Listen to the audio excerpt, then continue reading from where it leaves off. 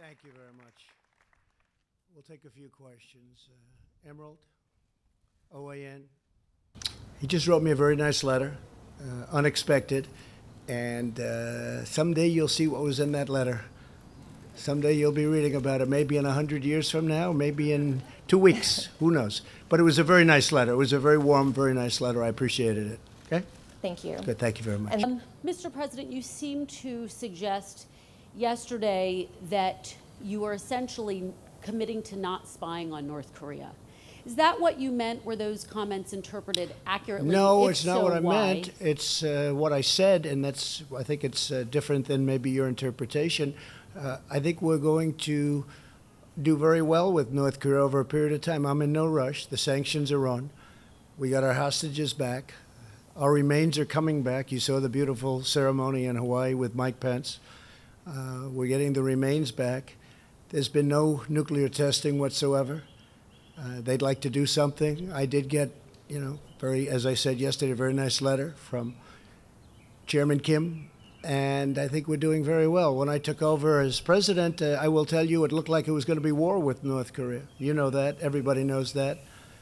And it was going to be quite brutal. President Trump, you plan to enhance U.S. military presence in Poland. I think that we'll end up making a deal with China. We have a very good relationship, although it's a little bit testy right now, as you would expect. I think they really have to make a deal. A lot of companies are leaving China, as you know.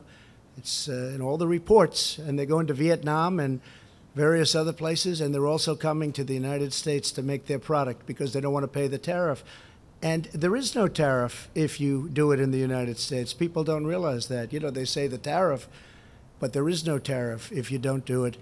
If you just do exactly as I say, you bring your company back to the United States. And as far as Mexico is concerned, which was a very big topic yesterday, and now people are finding out that the reports that were written were totally false, we would never have had a deal with Mexico without imposing tariffs. Once the tariffs were imposed, and they've been trying to make this deal with Mexico for 20 years, 25 years. The older reporters, those great reporters with the very gray hair in the back, you know who I'm talking about. They know exactly what I'm talking about. You would have never made the deal with Mexico. We have a great deal with Mexico. I actually think we have a much better relationship right now with Mexico because they respect us again. But you would never have had that deal if I didn't impose the tariffs. And those tariffs were ready to go on Monday morning. And we made the deal on essentially Sunday night.